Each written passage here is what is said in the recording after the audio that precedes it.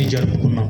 దాదాపుగా 13 రోజుల క్రితం మనమందరం కూడా క్రిస్మస్ని జరుపుకున్నాం. అందరం కూడా ప్రతి క్రిస్మస్ని సంతోషంగా, ఆనందంగా, ఎంతో ఇష్టపూర్వకంగా, ఎంతో ఆహ్లాదంగా ప్రతి సంవత్సరం మనం జరుపుకుంటూ ఉన్నాం. సో అందును బట్టి మొట్టమొదటిగా నేను దేవుణ్ణి స్తుతిస్తూ ఉన్నాను.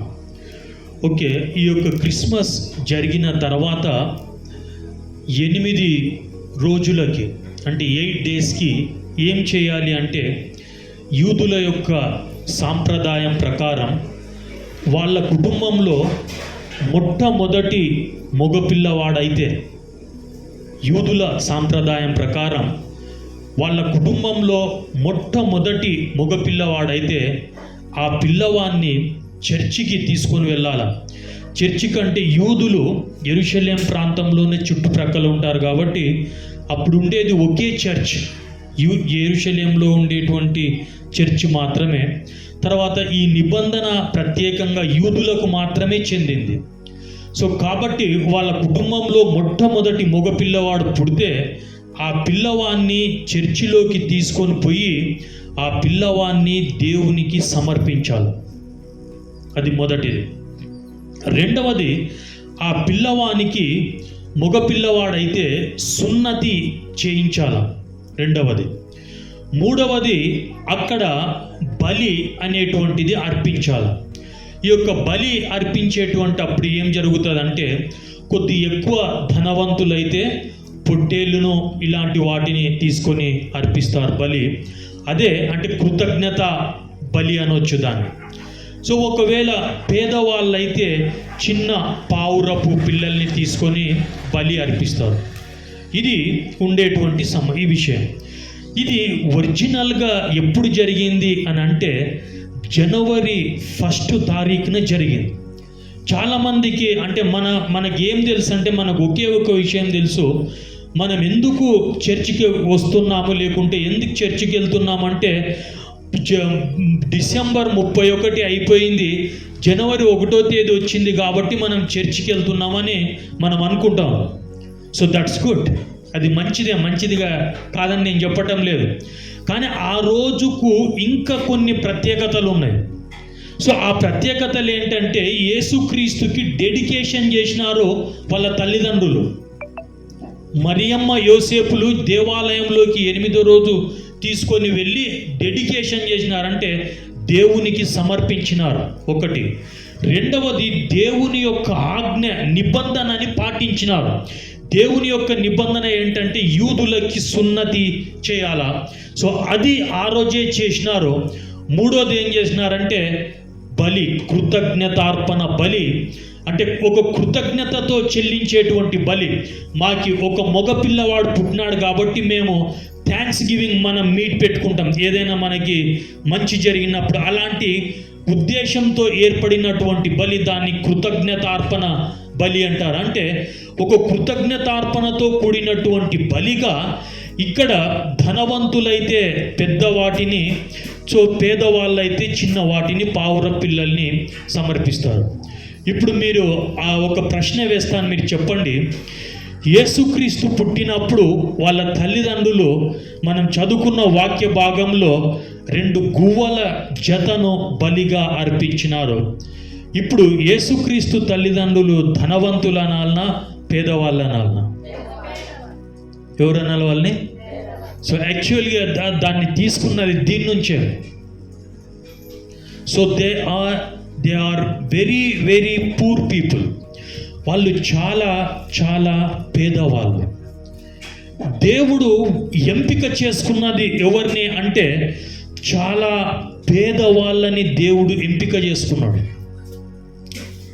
దేవుడు సమాజంలో విలువ లేనటువంటి వాళ్ళని, సమాజంలో పేరు ప్రతిష్ట లేనటువంటి వాళ్ళని, సమాజంలో హోదాలు ఉండేటువంటి వాళ్ళని, మన భాషలో మాట్లాడాలంటే పెద్ద పెద్ద ఉద్యోగస్తులని, పెద్ద పెద్ద ధనవంతులని, పెద్ద పెద్ద పొలిటికల్ లీడర్స్ని, పెద్ద పెద్ద ప్రైమ్ మినిస్టర్స్ని, ముఖ్యమంత్రులను, ఇలాంటి వాళ్ళని దేవుడు ఎన్నిక చేసుకోలేరు.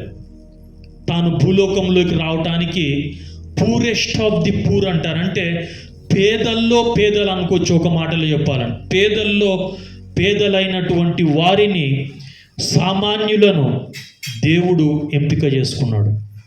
ఎంపిక చేసుకొని ఆ వారి ద్వారా దేవుడు భూలోకంలోకి రావటం జరిగింది.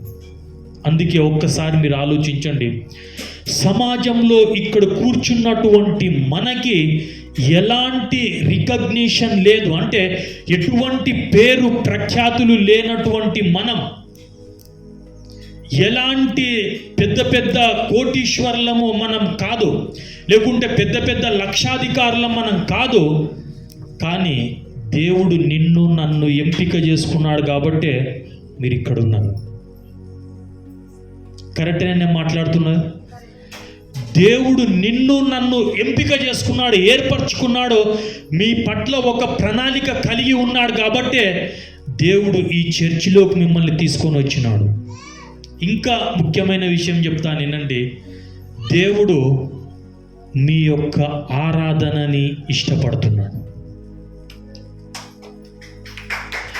దేవుడు మీరు చేసేటువంటి లేదా నేను చేసేటువంటి ఇంతవరకు మనం ఆరాధించిన దేవా మీరు పరిశుద్ధుడవు, దేవా మీరు దయగలిగిన దేవుడవు, మీరు అత్యున్నతమైన సింహాసనం మీద ఆసీనుడవైనటువంటి దేవుడవు, మీకంటూ అసాధ్యమైంది ఏది లేదు అనేటువంటి మాటల్ని మనము చెప్తే ఆయన సంతోషించటానికి ఇష్టపడుతున్నాడు. ఈ లోకంలో ఎంతోమంది గొప్పోళ్ళు ఉండొచ్చు, దేవుడు ఎందుకో మరి వాళ్ళ ఆరాధనని ఇష్టపడట్లేదేమో మనకు తెలియదు. కానీ ఇక్కడ కూర్చున్నటువంటి మన యొక్క మాటలతో మన నోరు తెరిచి మనం ఆరాధిస్తే దేవుడు ఇష్టపడుతున్నాడు, దేవుడు సంతోషపడుతున్నాడు. సో ఇప్పుడు మీరు చెప్పండి, మీరు ధన్యులా కాదా? మీరు ధన్యులా కాదండి? సో మీకు తెలుసా లేదో, రక్షణ లేనటువంటి ఎంత గొప్ప వ్యక్తి అయినా సరే అంతకంటే కొన్ని వందల రెట్లు మనం గొప్పలం. అర్థమవుతుందన్న మాట. సో రక్షణ లేనటువంటి వ్యక్తి ఎంత గొప్ప వ్యక్తి అయినా సరే, భూమి మీద తిరగకుండా విమానాల్లో తిరిగేటువంటి ఎంత గొప్ప వ్యక్తులైనా సరే, రక్షణ కలిగి ఏమీ లేనటువంటి మనం మనకంటే గొప్పోడి ప్రపంచంలో ఇంకొకరు లేడు. సో అందుకే మనం ఆలోచించుకుందాం ఈరోజు, ఆ దేవాది దేవుడు ఆ రోజు మరియమ్మ యోసేపుల కుటుంబాన్ని ఏ విధంగా ఎంపిక చేసుకున్నాడో, ఈ దేశంలో, ఈ ప్రాంతంలో, ఈ ఊర్లో, ఈ గ్రామంలో ఒక చర్చిని ఏర్పాటు చేసుకున్నాడు. ఆ చర్చిలో మనమందరం వెళ్ళి ఆరాధించటానికి మనల్ని ఏర్పరచుకున్నాడు. నంబర్ 1. రెండవది, ఆ రోజు ఆయనకి ఏం జరిగింది అంటే డెడికేషన్ అంటే అర్థం ఏంటంటే తెలుగులో సమర్పణ. ఆయన్ని దేవునికి సమర్పించినారు.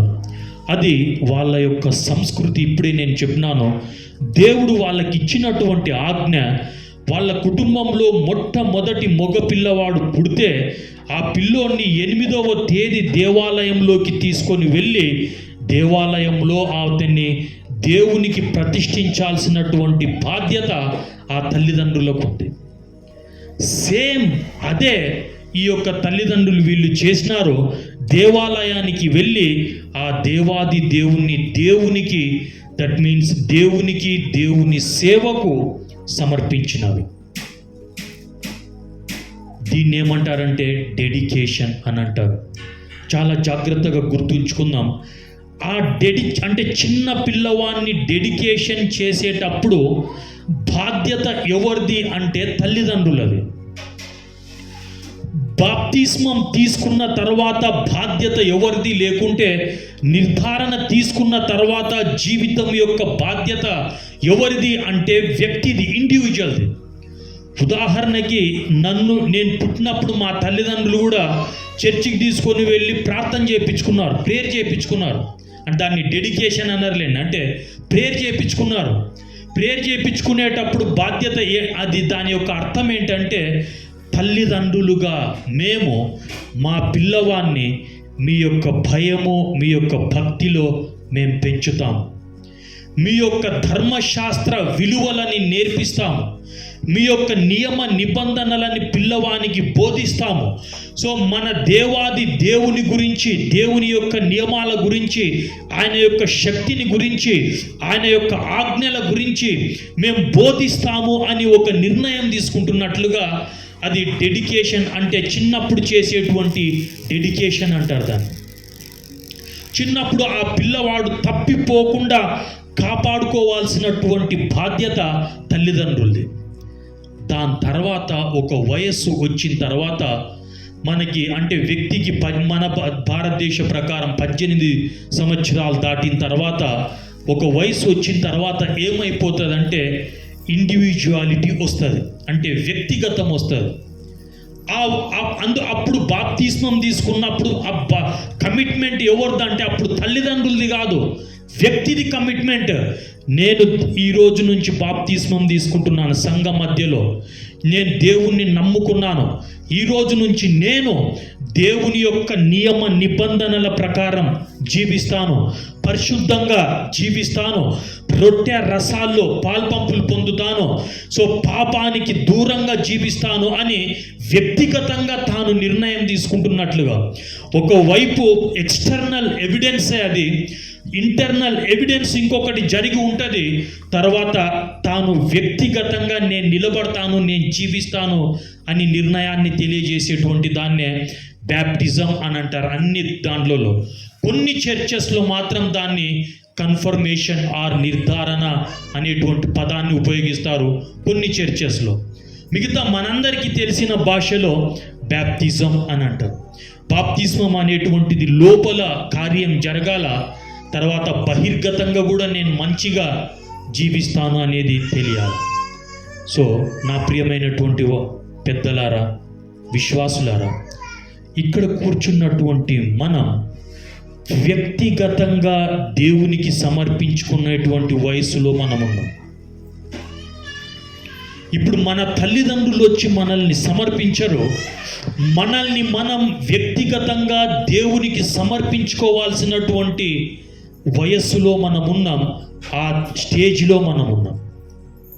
కాబట్టి మనల్ని మనం దేవునికి డెడికేట్ చేసుకోవాలి, మనల్ని మనం దేవునికి సమర్పించుకోవాలా. దేవా, నన్ను నేను మీకు సమర్పించుకుంటున్నాను.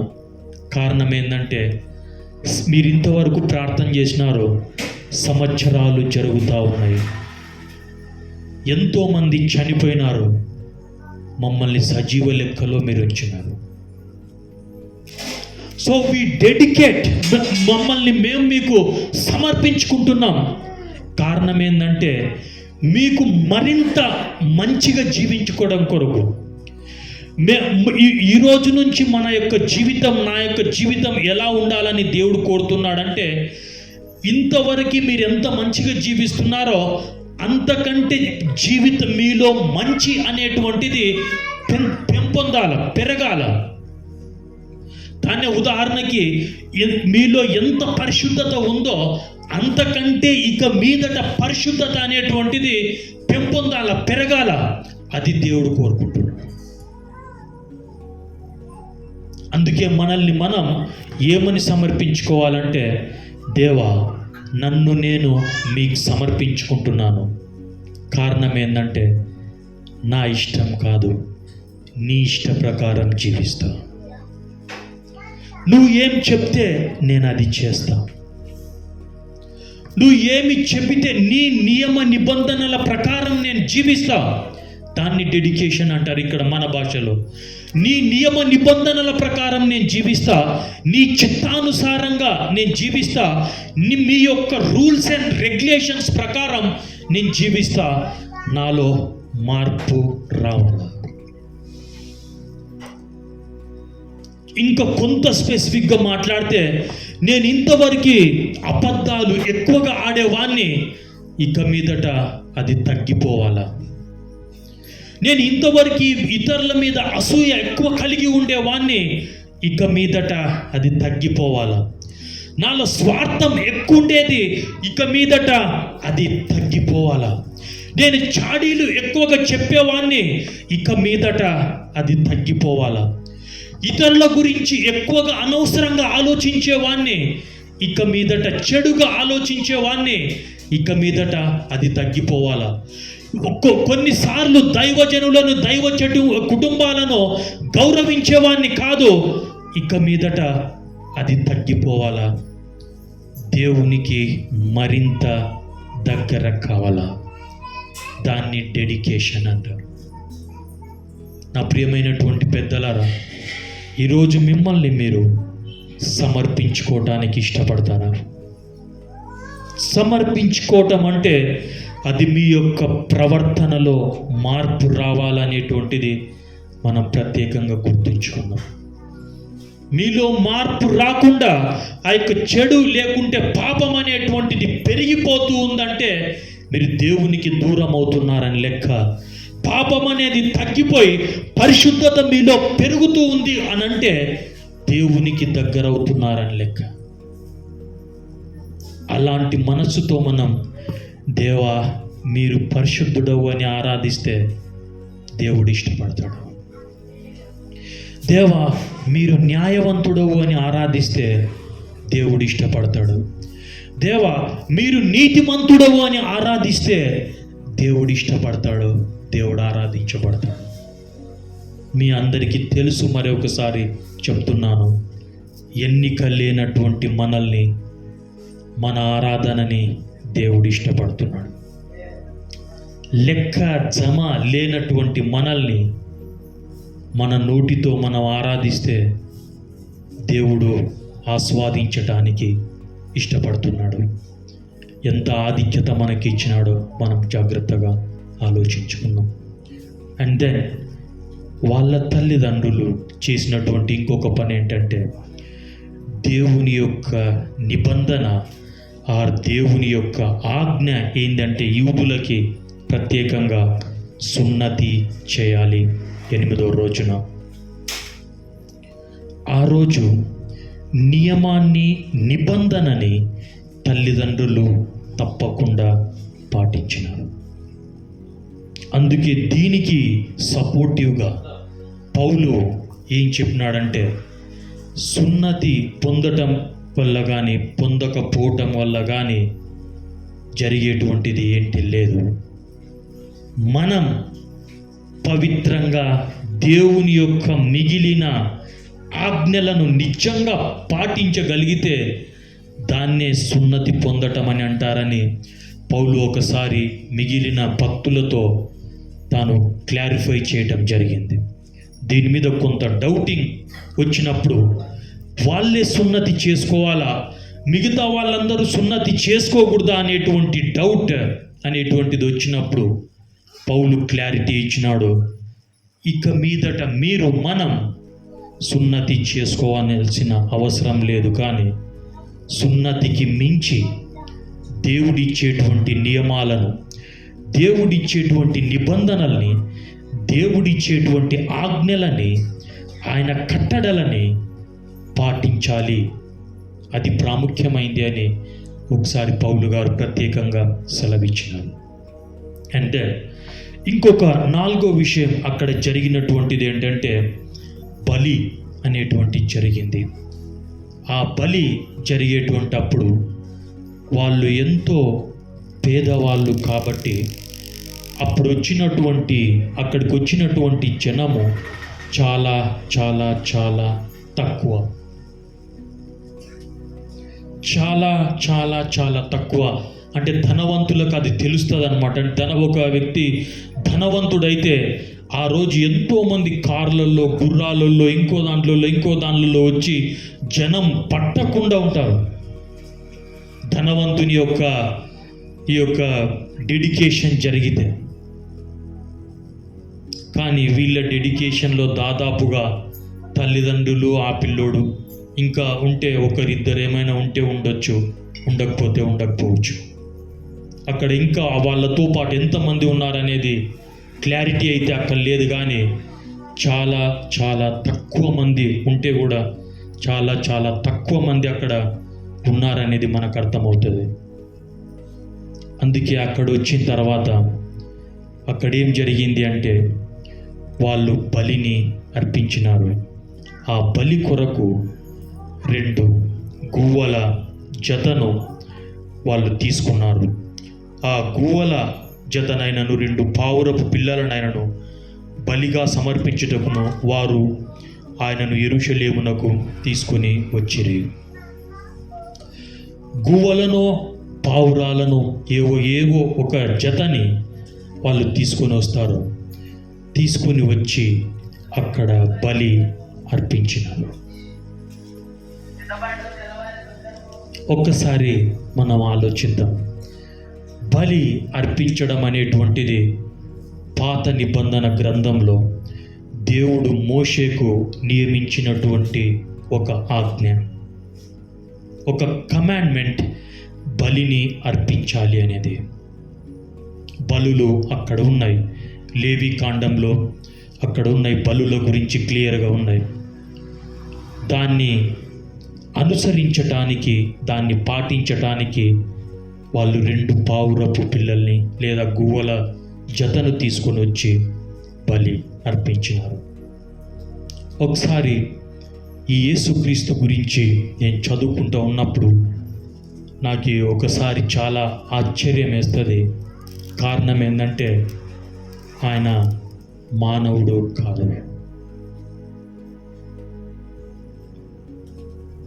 చెప్పాలి అనంటే వాళ్ళ తల్లిదండ్రుల కంటే ఆయనకి నియమ నిబంధనలు ఎక్కువ తెలుసు.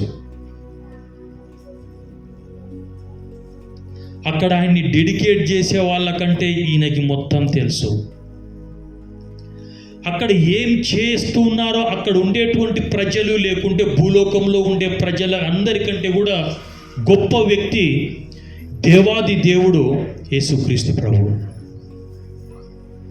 ఇంకో మాటలో చెప్పాలంటే ఇలాంటి బలులకి స్వస్తి చెప్పడానికి, ఇలాంటి బలులను స్టాప్ చేయించడానికి ఆయన భూలోకంలోకి దిగొచ్చినాడు. ఇలాంటి బలులు ఇక మీదట అవసరం లేదు అని చెప్పి తాను ఈ భూలోకంలోకి దిగి రావటం జరిగింది.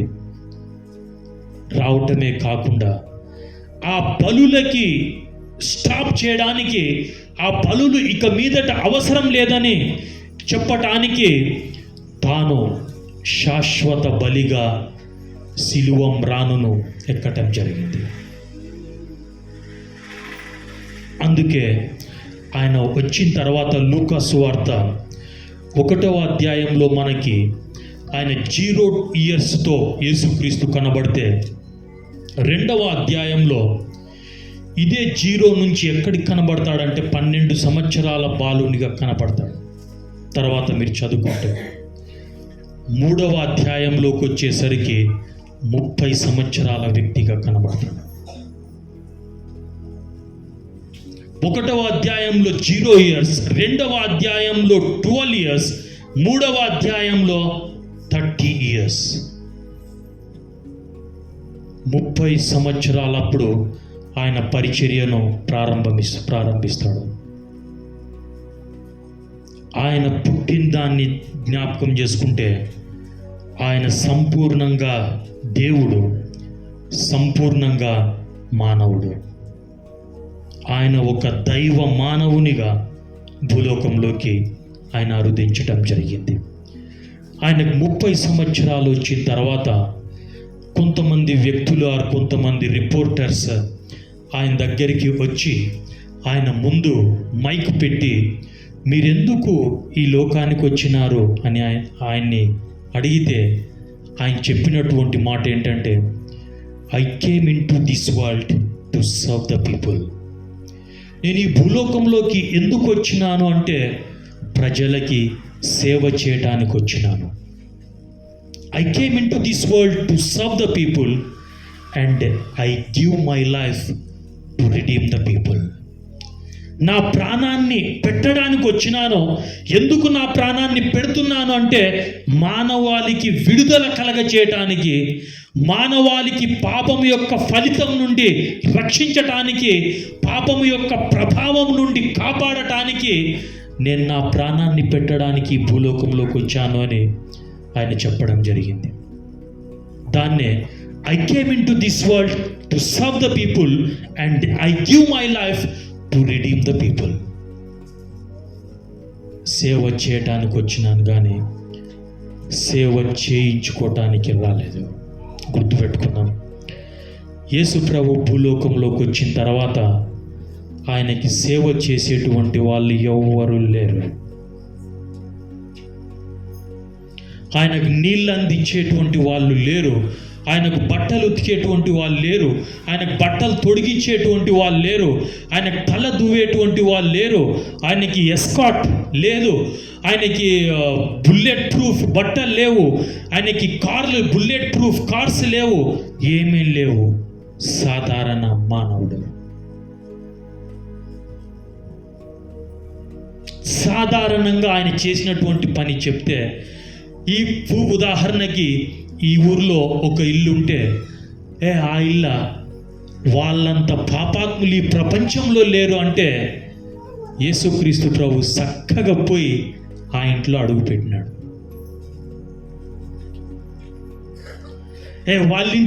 వాళ్ళింటికి మేము అస్సలు పోనే పోం, వాళ్ళ ఇంట్లోనే మేము అడుగు పెట్టాం, వాళ్ళ ఇంట్లో నీళ్లు కూడా తాగమనేటువంటి వాళ్ళ దగ్గర వాళ్ళ ఇళ్ళల్లోకి పోయి అడుగు పెట్టి వాళ్ళతో మాట్లాడిన దేవుడు ఆయన.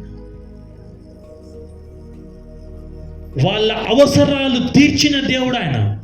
వాళ్ళకి సహాయం చేసినటువంటి దేవుడు ఆయన.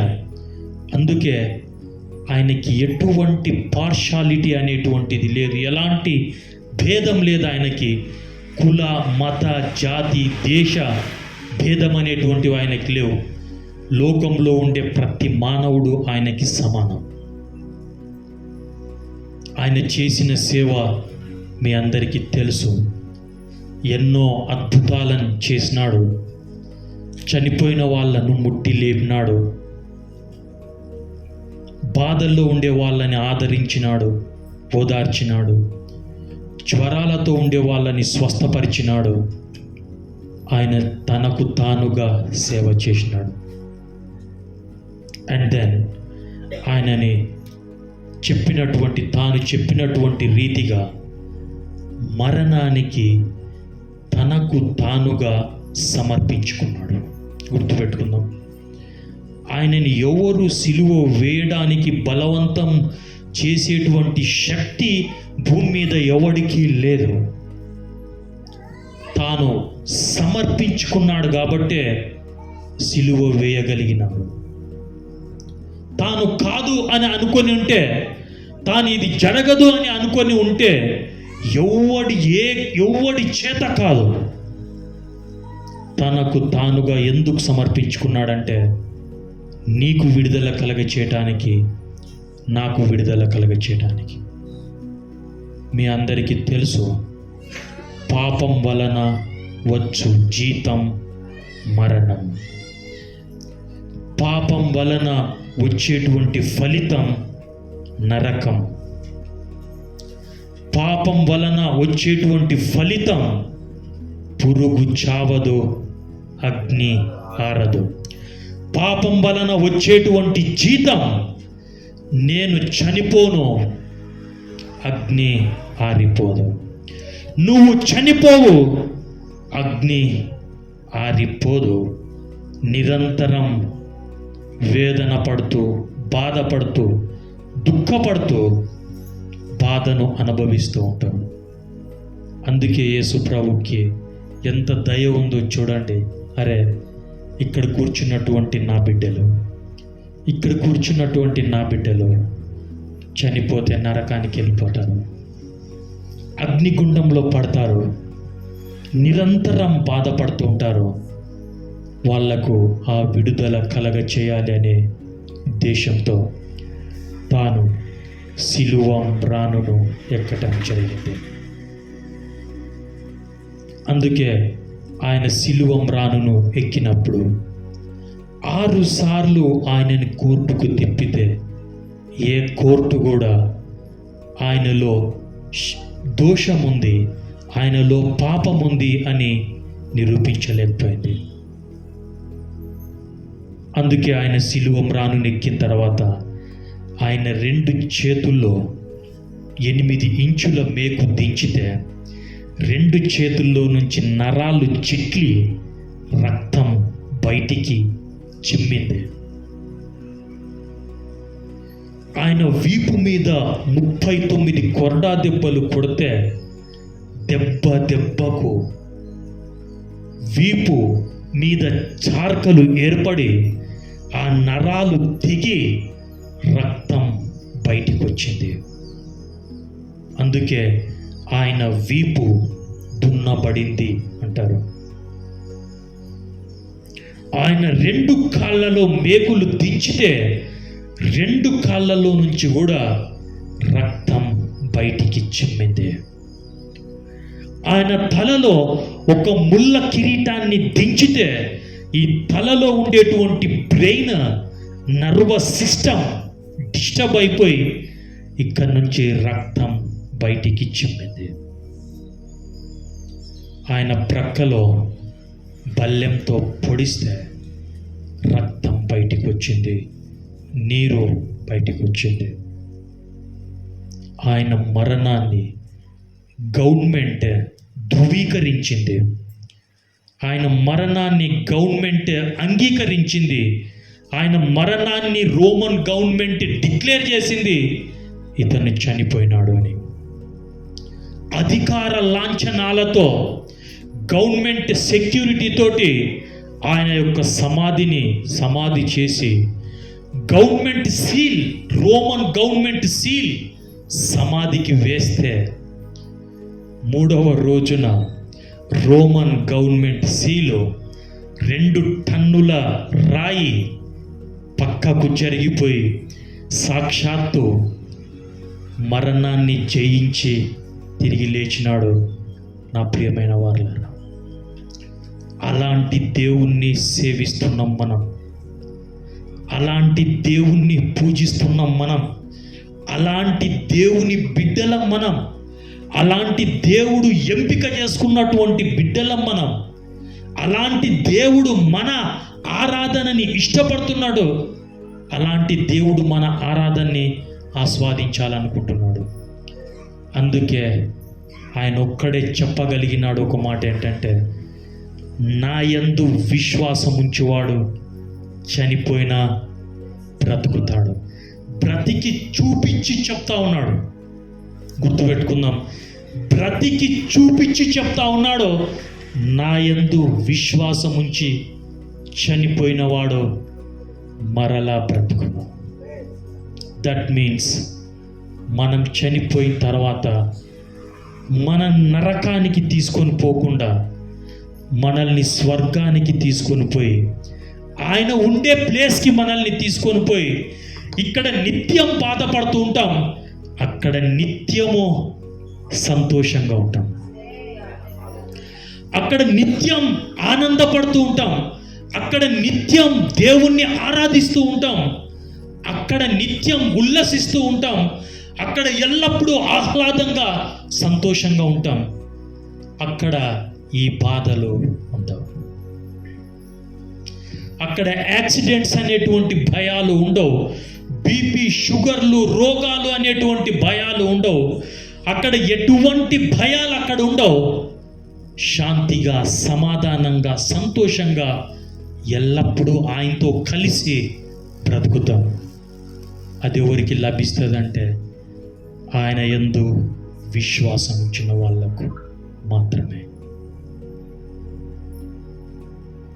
ఇలాంటి దైవజనులు, ఇంకా లోకంలో ఉండేటువంటి దైవజనులు వీధి సువార్త చేయటం, కరపత్రికలు ఇవ్వటం ఎందుకు అంటే ఒక్క వ్యక్తి అయినా వాళ్ళ నరకాన్ని తప్పించుకొని స్వర్గానికి చెందుతాడేమో అని చెప్పి, అంతకంటే వేరే ఉద్దేశాలు లేవు. సో ఇక్కడ కూర్చున్నటువంటి వాళ్ళు ఆయన మీద ఎంత విశ్వాసం ఉంచుతున్నారో నాకు తెలియదు.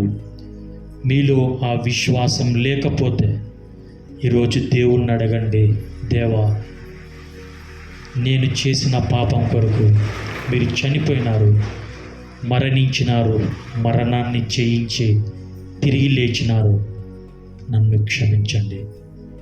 ఆ విశ్వాసాన్ని నాకు దయచేయండి అని మీరు అడిగితే మీకు నరకాన్ని తప్పిస్తాడు, స్వర్గాన్ని ఇస్తాడు. నా ప్రియమైనటువంటి వారలారా, ఆ విధంగా విశ్వసించినటువంటి వాళ్ళకి దేవుడిచ్చిన ఒక ఆజ్ఞ ఏంటంటే, నా శరీరానికి సాదృశ్యంగా ఉన్నటువంటి రొట్టెను భుజించండి. నా శరీరానికి నేను కార్చిన రక్తానికి సాదృశ్యంగా ఉన్నటువంటి రసమును సేవించండి అని ఎవరికి ఆజ్ఞాపించినాడంటే, సంపూర్ణంగా ఆయన యందు విశ్వాసం ఉంచిన వాళ్ళకి.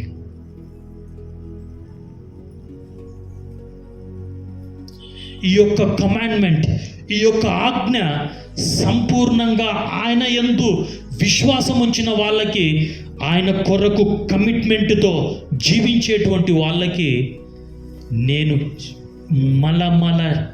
మాడిపోయినటువంటి శరీరానికి, సిలువను మోసిన శరీరానికి, దాదాపుగా 3 గంటలు సిలువలో ఎండలో ఉన్నటువంటి శరీరానికి, గాయపడినటువంటి శరీరానికి, కొరడా దెబ్బలు తిన్నటువంటి శరీరానికి, ప్రక్కలో బల్లెంతో పొడిపింపబడిన శరీరానికి, 2 చేతుల్లో 2 కాళ్ళల్లో మేకులు దించబడిన శరీరానికి సాదృశ్యంగా ఉన్నటువంటి రొట్టెను భుజించండి. నన్ను కొడుతున్నప్పుడు రక్తం కారింది. నా శరీరంలో ఉండేటువంటి రక్తం అంతా బయటికి వచ్చింది. పొడిచినప్పుడు రక్తం కంప్లీట్ అయిపోయిన తర్వాత నీళ్లు బయటికి వచ్చినాయి. నేను కార్చిన ఆ విలువైన రక్తానికి సాదృశ్యంగా ఉన్నటువంటి రసాన్ని సేవించండి. దీని యొక్క అర్థాన్ని చెప్తాను, జాగ్రత్తగా గుర్తుపెట్టుకోండి. ఈ యొక్క రొట్టె రసాల్లో పాలు పంపులు పొందుతున్నాము అంటే మొట్టమొదటి విషయం ఏంటంటే, ఆ యొక్క యేసుక్రీస్తు యొక్క శరీరం మరణ పునరుత్థానాలకి నీకు సంబంధం ఉంది అని మొదటి విషయం. ఆయన మరణించింది నీ పాపం కొరకే. ఆయన బాధపడింది, గాయపరచబడింది, వేదనపరచబడింది నీ పాపం కొరకే. ఆయన దుఃఖపడింది నీ పాపం కొరకే. అది నేను అంగీకరించిన, అది నా మనస్సుకు వర్తిస్తుంది, నా శరీరానికి వర్తిస్తుంది. ఆయన యొక్క దైవత్వం నాకు సంపూర్ణంగా సొంతమైంది అని తెలియచేసే దాన్ని మనం ఆయన యొక్క శరీరాన్ని, రసాన్ని సేవిస్తున్నాం. రెండవది ఆయన చెప్పిన ఆజ్ఞ, మీరు ఎల్లప్పుడూ నా యొక్క మరణ పునరుత్థానాలను జ్ఞాపకం చేసుకోవటానికి దీన్ని చేయండి అని ఆయన చెప్తున్నాడు. గుర్తుంచుకోండి, అందుకే ఆయన మరణ పునరుత్థానాలను మనం ఎల్లప్పుడూ జ్ఞాపకం చేసుకుంటూ ఉండాలి. ఆయన మరణ పునరుత్థానాలను జ్ఞాపకం చేసుకుంటూ ఉండటం ద్వారా మనకు కలిగేటువంటిది ఏంటి అని మనం ఒక్క నిమిషం ఆలోచిస్తే, దాన్ని 3వ పాయింట్గా చెప్తున్నాను. పాపము చేయకుండా జీవించటానికి ఇష్టపడాలా, సాధన చేయాలా. వీటిని జ్ఞాపకం చేసుకుంటున్నప్పుడు, అయ్యో నా దేవుడు నేను చేసిన పాపం కొరకే కదా ఆయనకి ఇన్ని గాయాలు, ఆయనకి ఇంత శ్రమ, నేను పాపం ఇంకా చేస్తూ ఉంటే ఆయన గాయాల మీద కారం చల్లిన వాళ్ళమవుతాం. ఆయన గాయాల్ని ఇంకా రేపిన వాళ్ళమవుతాం. పాపం చెయ్యకుండా జీవిస్తే ఆయన గాయాల్ని చల్లబరిచేటువంటి వాళ్ళమవుతాం. ఆలోచించుకోండి, పాపము చేస్తూ ఆయన గాయాల మీద కారం చల్లే వాళ్ళు అవుతారా? పాపానికి దూరం అవుతూ ఆయన యొక్క గాయాలను మాన్పేటువంటి వాళ్ళు అవుతారు. నాలుగవది, ఆయన మరణ పునరుత్థానాలను ఇతరులకు చాటి చెప్పాల్సిన బాధ్యత మన మీద ఉంది. అవి తీసుకోవటం అనేటువంటిది ఆషామాషి విషయమే కాదు. ఆయన శరీరాన్ని భుజించేటువంటి మనం, ఆయన రక్తాన్ని తాగేటువంటి మనం, ఆయన మరణ పునరుత్థానాల్ని ఎల్లప్పుడూ జ్ఞాపకం చేసుకుంటూ ఉండడం అంటే పాపానికి దూరం అవుతూ జీవించాల. రెండవది, ఆ మరణ పునరుత్థానాలను సమాజానికి మనం తెలియచేసేటువంటి వాళ్ళంగా మనం ఉండాలి. మీ ఇంట్లో దేవుణ్ణి నమ్ముకోనటువంటి వాళ్ళకి, మీ కుటుంబాల్లో దేవుణ్ణి నమ్ముకోనటువంటి వాళ్ళకి, మీ ఇంటి ప్రక్కల ఇటుపక్క అటుపక్కల ఉండేటువంటి వాళ్ళకి, మీ సమాజంలో ఉండేటువంటి వాళ్ళకి ఈ యొక్క మరణ పునరుత్థానాలను గురించి వాళ్ళకి వివరించి వాళ్ళని ఈ చర్చికి తీసుకొని వచ్చి చర్చిలో వాళ్ళని కూడా మనలో ఒకరినిగా నిజమైన దేవుణ్ణి ఆరాధించేటువంటి వాళ్ళుగా చెప్పించాల్సిన బాధ్యత మన మీద ఉంది. ఇంకొక మాట చెప్తాను, బాధపడొద్దండి. నాకు కూడా భయం అవుతుంటుంది ఈ మాట చెప్పాలి అంటే. ఇవి మనం తీసుకుంటూ ఉన్నామంటే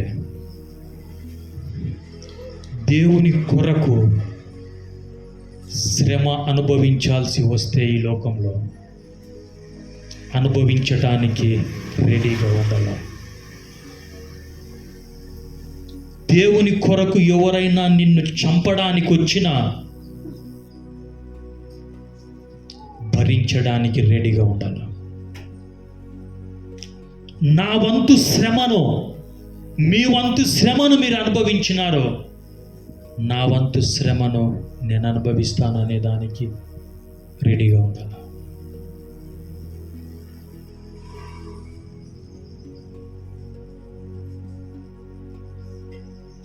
మీకు అర్థమవుతుందని నేను అనుకుంటున్నాను బల్ల యొక్క ప్రాముఖ్యత. ఆయనకి మనకి సంబంధం ఉంది అనే దాన్ని తెలియచేస్తుంది. ఆయనకు మనకి ఒక మంచి బంధం ఏర్పడింది అనేటువంటి దాన్ని మనకు తెలియజేస్తుంది.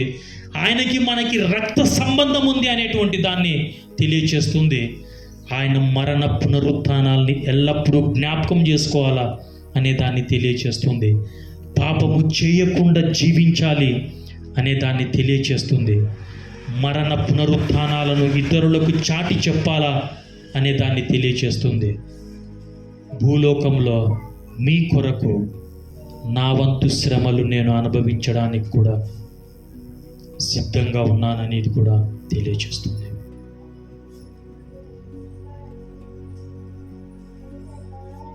అందుకే నా ప్రియమైనటువంటి వారులారా, బల్లను తీసుకునేటప్పుడు ఒక భయంతో, ఒక జాగ్రత్తతో, ఒక భక్తితో మనం తీసుకోవటానికి ఇష్టపడదాం.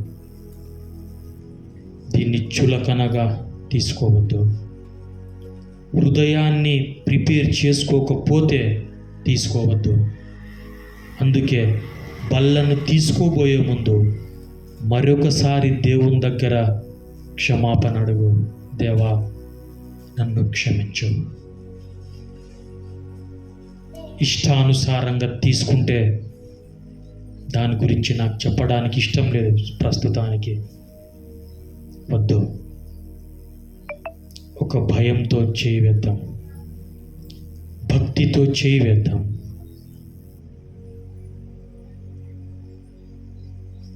ఒక భక్తి శ్రద్ధలతోటి పూజిస్తాం, భక్తి శ్రద్ధలతోటి సేవిద్దాం. ఆయన చిత్తానుసారంగా జీవించటానికి ఇష్టపడదాం. తల ఉంచుదాం, కళ్ళు మూసుకుందాం.